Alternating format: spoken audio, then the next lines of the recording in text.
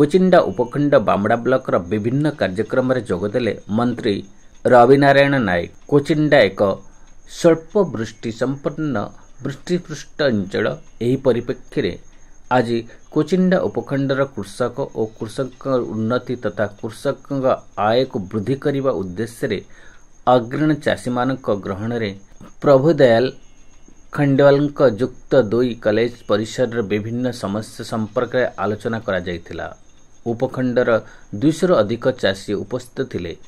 सरकारी अधिकारी और कृषक मानक मध्य विस्तृत आलोचना पर नूतन जलभंडार सृष्टि, क्षुद्र जलसेचन प्रकल्प, सौरशक्ति आधारित गभीर नलकूप खनन, उठा जलसेचन प्रकल्प आदि विकास निश्चिंत भावे सफलता आनिबो बोली कृषि प्रति आग्रही हेबे।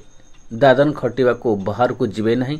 आगामी दिन में समस्ते उपखंड स्तरीय अधिकारी तृणमूल को जाई लोकमानक पाखरे पहुंची समस्यार समाधान दिगरे चेष्टित रहिबा पई परामर्श दिया जायछि। ए बैठक रे मान्यवर मंत्री सह भारतीय जनता पार्टी वरिष्ठ नेता रंजन पटेल जोगदेई एक कृषिर विकास हेले अंचलर विकास हेबो बोली कहिबा।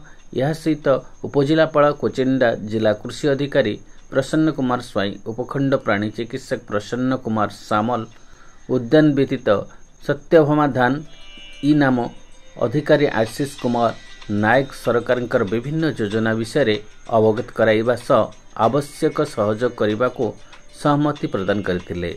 छोट छोट आनिकट कटा जल अमल प्रकल्प आदि पुनरुद्धार कार्य मध्य त्वरान्वित करने प्रयोग करने को परामर्श देइथिले। बामड़ारू Sushil Sharma report, Odisha city news.